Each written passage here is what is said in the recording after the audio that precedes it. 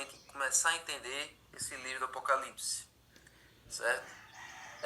Quando a gente pensa em Apocalipse, quando as pessoas falam sobre Apocalipse, o que é que vem à mente delas? Nós, quando estudamos, nós já sabemos o que é que representa o livro do Apocalipse. Nós sabemos que a mensagem do livro do Apocalipse é totalmente diferente da imagem que as pessoas têm. Mas qual é a imagem que as pessoas têm? Quando se fala em Apocalipse, as pessoas já aludem a várias outras coisas, certo?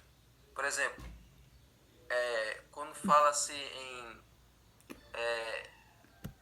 realidades apocalípticas ou pós-apocalípticas, a imagem que sempre vem é a imagem assim: o mundo se acabando, é destruição, é catástrofe, é tragédia. Inclusive, esse filme acho que é o filme mais famoso sobre destruição do mundo, que é o filme 2012. Na época que lançou isso aí, todo mundo ficou assim apreensivo, pensando que o fim do mundo seria desse jeito, certo? Então, não é só esse filme, tem muitos outros filmes que falam dessa mesma temática de destruição colossal do planeta Terra. E, por incrível que pareça, todas as representações de Apocalipse sempre voltam para essa mesma imagem. De que o Apocalipse quer dizer um momento em que o mundo vai entrar numa confusão, vai entrar numa série de tragédias, numa série de cataclismos que vão acabar o mundo se autodestruindo, certo? Então, essa é uma imagem bem comum, bem frequente sobre o Apocalipse. Que o mundo vai acabar numa bomba atômica, numa destruição em massa da humanidade. Mas nós sabemos que o livro de Apocalipse ele é um livro de esperança. O livro de Apocalipse é um dos livros mais doces da Bíblia. É um dos livros mais confortadores, mais consoladores da Bíblia. A gente vai para o Apocalipse e a gente encontra esperança para o futuro. Não é desespero, não é medo, não é angústia. É um livro que traz certeza de que as coisas vão dar certo. Então, para nós, o livro do Apocalipse é um livro de esperança e não de desespero, certo?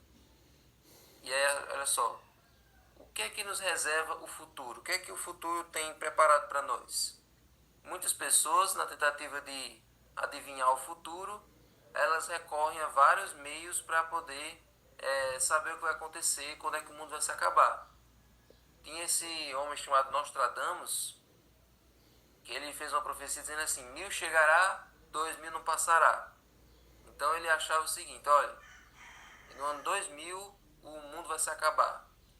O mundo vai durar até 1999. No ano 2000 o mundo vai se acabar. E ali por volta do ano 2000, todos vocês sabem mais do que eu não era vivo. Todos vocês que viveram essa época, vocês sabem que, à medida que foi chegando perto do ano 2000, as pessoas começaram a criar uma teoria de que os computadores iam dar uma pane, de que a tecnologia ia chegar ali a uma crise na tecnologia e que o mundo iria se acabar no ano 2000. Certo? Muita gente pensou que o mundo não fosse passar daquele ano. E aí, vocês sabem que ao invés da tecnologia ter uma crise, ela na verdade ela se expandiu, ela melhorou, ela cresceu e o mundo não acabou no ano 2000. E aí veio a famosa data do ano 2012. O povo pegou um calendário maia e chegaram à conclusão de que o mundo iria acabar no dia 21 de dezembro de 2012. Isso aí já estava vivo, né? Todo mundo ficou na expectativa de que o mundo fosse acabar, ficaram contando os minutos, segundos, e nada aconteceu no dia 21 de dezembro de 2012. Essas são algumas das tentativas mais famosas de prever o futuro e de dizer quando é que o mundo iria se acabar. Mas todos nós sabemos que o mundo vai acabar, mas a Bíblia não dá uma data para isso, certo? Mas ela dá as dicas para a gente se preparar para esse momento. Quando o mundo acabar, nós não vamos acabar junto com ele. O mundo vai acabar, mas vai ser restaurado e nós vamos morar nesse mundo restaurado. Amém? Amém. Então, olha só. Vamos agora, gente, o objetivo do livro do Apocalipse. Qual é o objetivo desse livro? Está aí dizendo, ó. O Apocalipse é a revelação de Jesus Cristo que Deus lhe deu para mostrar aos seus servos as coisas que em breve devem acontecer. Então, Apocalipse é uma revelação de Jesus Cristo. Aí o verso 19. Escreve, pois, as coisas que viste e as que são, presente, e as que hão de acontecer, futuro, depois destas. Então, Apocalipse fala de coisas do presente, do tempo de João, e de coisas do futuro, coisas dos nossos dias. Então, os dias de João e os últimos dias. Então, é questão do tempo do fim. As profecias do Apocalipse, elas abrangem o tempo do fim, o tempo que nós vivemos hoje, certo? Agora, qual foi o processo do Apocalipse chegar até nós? Veja, o verso já está dizendo. O Apocalipse é uma revelação de Jesus Cristo que Deus lhe deu para mostrar aos seus servos as coisas que ele, por intermédio do seu anjo, notificou ao seu servo João. Então a ordem da transmissão da mensagem é assim. Deus passou para Jesus, Jesus passou para o anjo passou para João e João passou para nós. Certo? Esse Deus revelou para Jesus é quase redundante porque os dois pensam a mesma coisa. Mas aí Jesus passou para o anjo Gabriel, vamos ver já que é o anjo Gabriel, e o anjo Gabriel passou para o apóstolo João, João escreveu e assim chegou até nós. Então, esse anjo é o anjo Gabriel que aparece lá em Lucas 1:26.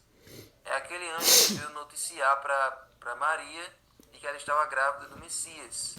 E é o mesmo anjo que apareceu para Daniel, lá em Daniel 9, lá em Daniel 10, para dizer para ele, você é um homem muito amado. Foi por causa da sua oração que eu vim para revelar a você aquela visão.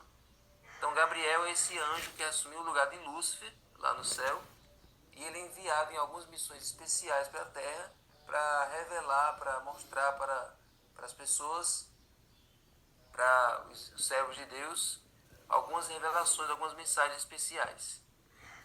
Então Gabriel estava aí por trás do nascimento de Jesus, certo? Foi o mensageiro do nascimento de Cristo. Então foi Gabriel, esse texto é do desejado, anjo que ocupa a posição imediata ao Filho de Deus, que veio com a divina mensagem a Daniel. Foi Gabriel, o seu anjo, que Cristo enviou a revelar o futuro ao amado João. Então toda vez no livro do Apocalipse que você vê que João diz assim, voltei para ver quem falava comigo, ou um anjo falou comigo com voz forte e disse tal coisa. Então esse anjo companheiro de João é o anjo Gabriel, certo? E aí olha só, os servos de Deus, quem são os servos de Deus? Que é para quem a mensagem é destinada. Apocalipse 1:4 diz, João, as 7 igrejas, certo? Dizendo, o que vês, escreve em livro e manda às 7 igrejas. Então, esses servos de Deus, para quem o livro do Apocalipse é destinado, originalmente era para essas igrejas. Mas essa mensagem foi feita com um propósito maior. Não era só para as igrejas daquela época, são para as igrejas de hoje também. São para mim e para você. Então o livro do Apocalipse é especialmente para o tempo do fim. Algumas mensagens do livro do Apocalipse contemplam a realidade local daquelas igrejas lá, das 7 igrejas.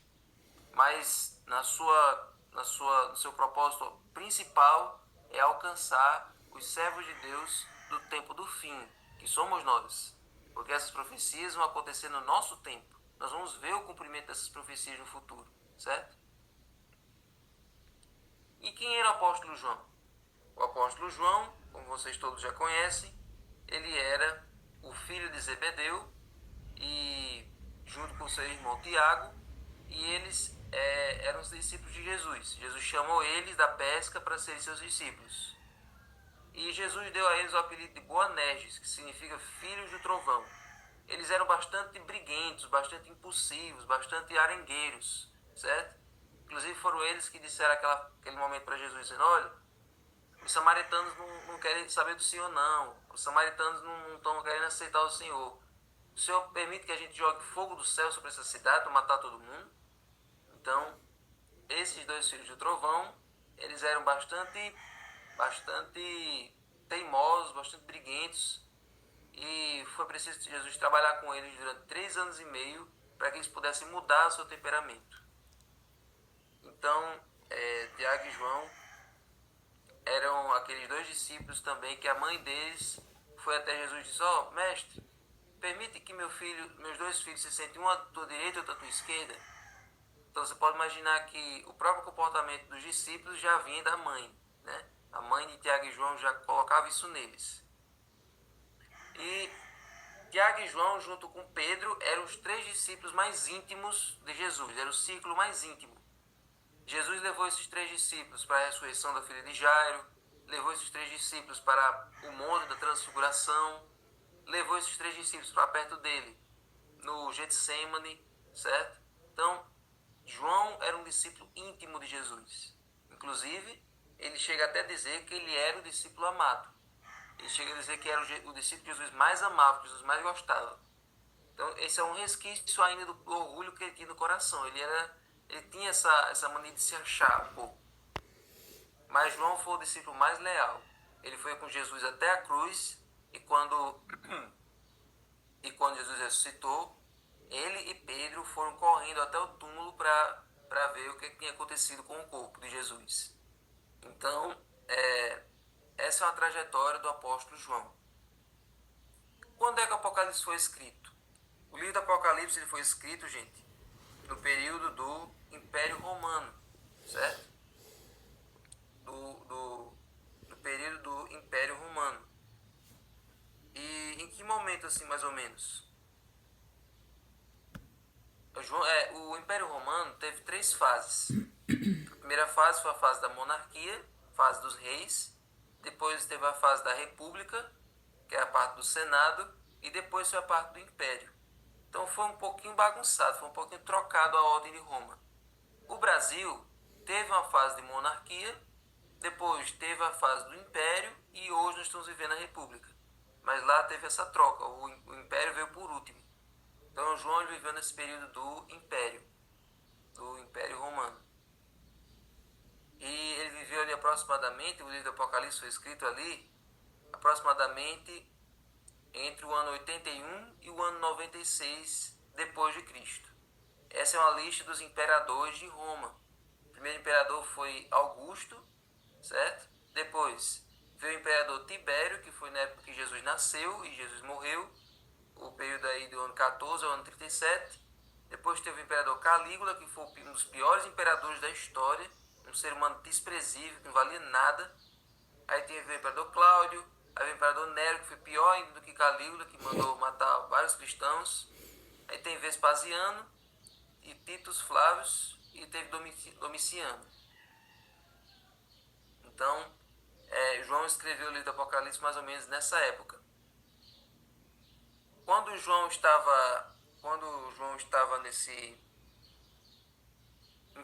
estava vivo, aí por volta do ano 95, o imperador Domiciano, ele começou a perseguir João.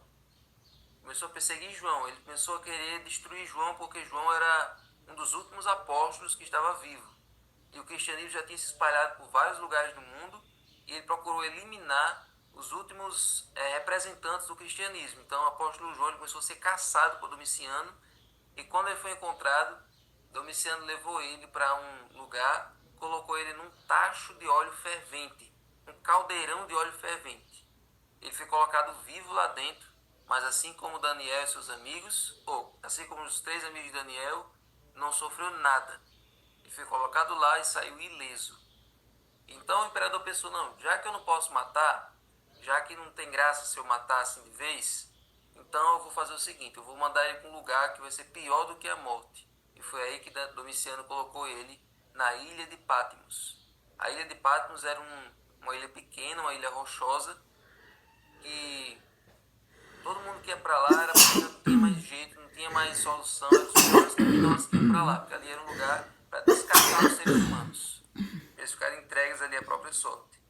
Então, no ano 95, João foi colocado na ilha de Patmos, certo? Agora, essa é a ilha de Patmos hoje a ilha de Patmos não é mais um lugar triste, não é mais um lugar feio, é um lugar bonito até, mas foi aí que João foi exilado.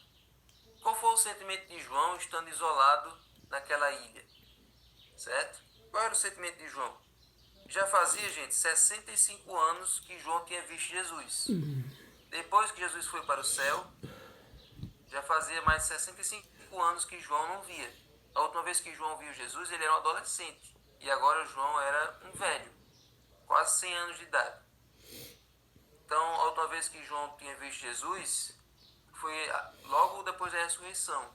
Mas ainda estava vivo na mente dele aquela imagem do corpo rasgado, da coroa de espinhos, do lado ferido.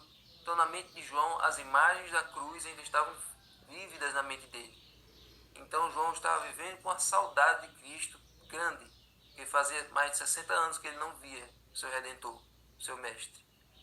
E aí, o que acontece? Em Apocalipse 1:10, Jesus aparece para João. E de que maneira Jesus aparece? Apocalipse 1:10. Achei-me em espírito no dia do Senhor. Que dia do Senhor é esse? O sábado. No sábado, João ouviu por detrás dele uma grande voz. Voltei-me para ver quem falava comigo, e voltado vi 7 candeeiros de ouro. E no meio dos candeeiros, um semelhante ao filho do homem, com vestes talares, e cingido à altura do peito com uma cinta de ouro. Então, Jesus apareceu para João de forma gloriosa. A sua cabeça e seus cabelos eram brancos como a alva lã, como a neve. Os olhos como chamas de fogo. Os pés semelhantes ao bronze polido, como que refinado numa fornalha. A voz como voz de muitas águas. Tinha na mão direita 7 estrelas, e da boca saía-lhe uma afiada espada de 2 gumes. O seu rosto brilhava como o sol na sua força. Então, era assim que Jesus apareceu para João. Num corpo glorioso, num corpo luminoso, num corpo brilhante e restaurado. Então, João teve uma visão do Jesus ressuscitado. Então, Jesus estava segurando essas estrelas na mão e rodeado por 7 candeeiros de ouro. Então, agora João teve a oportunidade de reencontrar Jesus, de rever Jesus. Certo? Então, aí estão as características físicas. Andar entre os candeeiros, ser semelhante ao Filho do Homem, vestes talares, que são vestes compridas, né, de manga comprida, cinta de ouro, cabelos como a lã, como a neve, vocês estão vendo aí, ó. Olhos como chamas de fogo, olhos brilhantes, penetrantes, pés como bronze polido, voz como a de muitas águas, 7 estrelas na mão direita, da boca uma espada afiada de 2 gumes, e o rosto brilhando como o sol. Então, essa foi a visão de Jesus que João teve. Uma visão bastante significativa. E, gente, Jesus é o personagem central do Apocalipse. Na verdade, Jesus é o personagem central da Bíblia. A Bíblia inteira fala de Jesus. Mas o livro do Apocalipse é o livro que mais cita Jesus. Jesus está ali presente em todos os momentos. Então, a presença de Jesus ali fez com que João recobrasse o seu alento. João estava se sentindo abandonado, João estava se sentindo triste na ilha de Patmos, estava se sentindo fracassado, mas a presença de Jesus ali com ele deu força e deu ânimo para ele continuar. Quando Jesus aparece em nossa vida, Jesus nos dá conforto, Jesus nos fornece o seu ombro amigo para que a gente, se está desanimado, que a gente se fortaleça. Então, o que ele fez com João, ele faz com cada pessoa que estuda as profecias. A pessoa está ali para baixo, está ali com dúvidas, está ali sem entender nada. Jesus chega e a pessoa renova a sua força, renova a sua esperança. Certo? Então agora, gente, por que o Apocalipse foi escrito em símbolos? Isso aí nós já vimos em Daniel. Tivemos um dia só para ver isso aqui. Nós vimos aí, gente, que o livro do Apocalipse foi escrito em símbolos, foi escrito dessa maneira, justamente para que pudesse ser preservado. Vocês lembram que João estava escrevendo esse livro sob os olhos romanos. Soldados romanos estavam ali armados, vigiando João. Se ele escrevesse alguma coisa falando dos romanos, eles iam rasgar. Eles iam queimar aquilo ali. Não iria chegar em lugar nenhum. Mas quando o romano pegava o livro do Apocalipse e dizia assim, Eu vi uma besta saindo do mar com 7 cabeças e 10 chifres. Tá, esse velho tá doido. 100 anos de idade já tá começando a ficar gaga. Vamos deixar ele escrever essa lorota dele? Então, quando o guarda romano viu o negócio dizendo assim, dragão, via falando negócio falando besta que sai do mar, 7 espíritos imundos semelhantes a rãs. Não, isso aí não tem nada a ver não, isso aí vamos deixar. Não vamos empatar. O velho, um idoso precisa se exercitar, precisa exercitar a mente. Então, é por isso que o Apocalipse foi escrito com símbolos.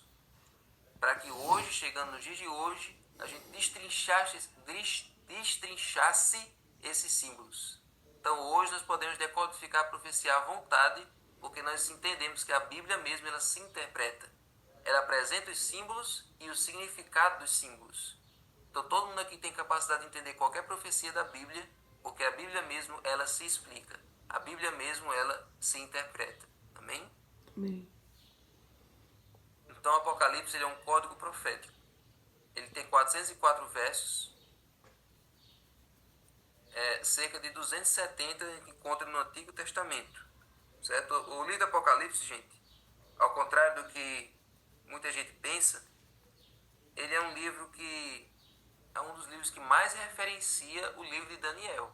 O livro do Antigo Testamento. Sabia disso?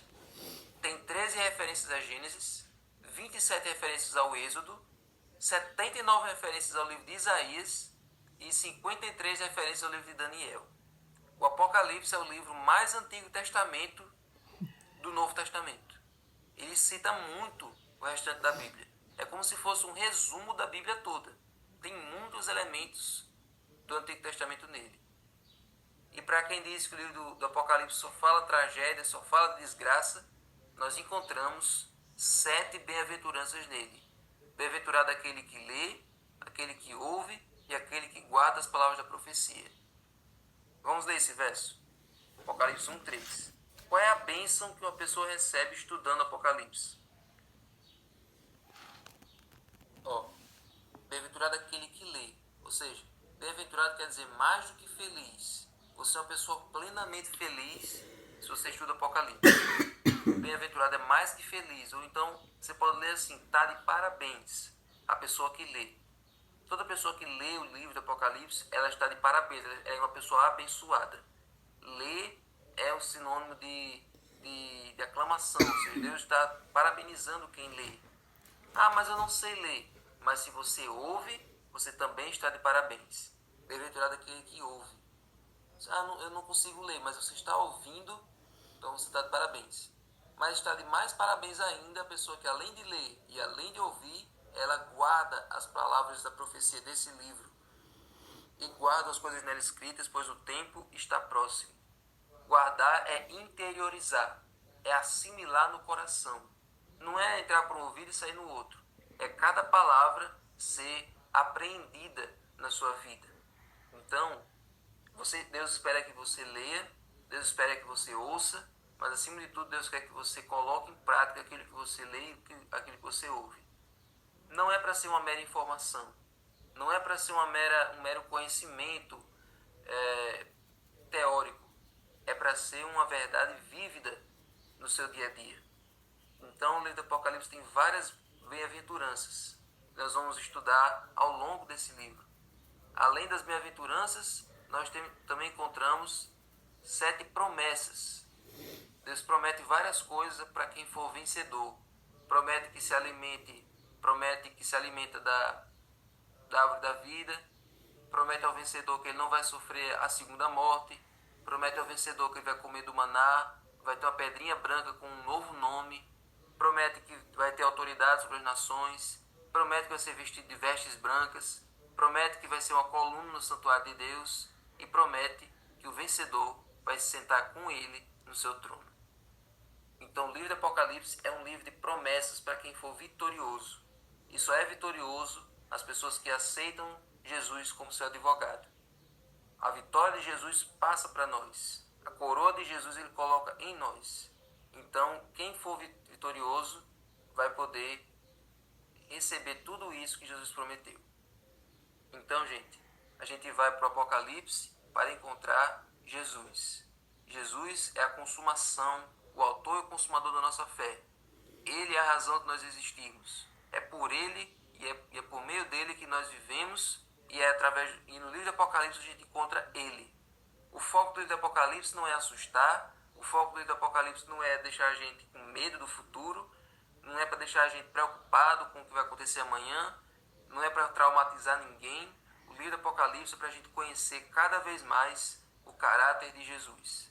Você sai do livro do Apocalipse apaixonado ainda mais por ele, louco para encontrar ele um dia ao vivo. E eu tenho certeza que todos nós aqui vamos ver Jesus ao vivo, vamos ver ele de camarote. Alguns vão passar pela morte, infelizmente, mas naquele dia eles vão ser ressuscitados para ver Jesus voltando. Mas todos nós vamos ver ele face a face. Mas só vamos ver e só vamos encontrar com ele se desde hoje nós já decidimos ter um relacionamento mais íntimo com ele. Então, gente, que esse livro do Apocalipse possa ser entendido e possa ser compreendido por cada um de nós. Amém. Eu tenho certeza que ao longo desses próximos 22 dias, mais 22 dias, 22 dias, nós vamos passar muito tempo estudando o livro do Apocalipse, com calma, com paciência. Todo mundo vai poder compreender, todo mundo vai poder colocar em prática. Amém? Amém. Vamos orar? Senhor Deus, muito obrigado, Senhor, pelas verdades que o Senhor nos descortina diante de nós na Tua Palavra. Muito obrigado, Senhor, porque como tem uma oração na Bíblia, o Senhor tirou esse conhecimento daqueles que acham que sabem de tudo e revelou às pessoas simples, revelou às pessoas humildes. Todo mundo aqui é humilde, todo mundo aqui está querendo aprender, todo mundo aqui está querendo entender mais, e é por causa disso que o Senhor vai recompensar a fé de cada um. Cada um aqui vai ser recompensado com o entendimento da Tua Palavra. Ele já não tem mais dúvidas de Daniel, ele já terminou Daniel, e agora eles já não vão ter mais dúvidas do Apocalipse. Enche, Senhor, eles da verdade, enche, Senhor, eles de conhecimento da Tua Palavra, para que eles saibam explicar a outros a razão da sua fé. Amém. Por favor, Senhor, fique com cada um de nós, dando um bom início de semana, em nome de Jesus. Amém. Amém. Fique com Deus e até amanhã, se Deus quiser.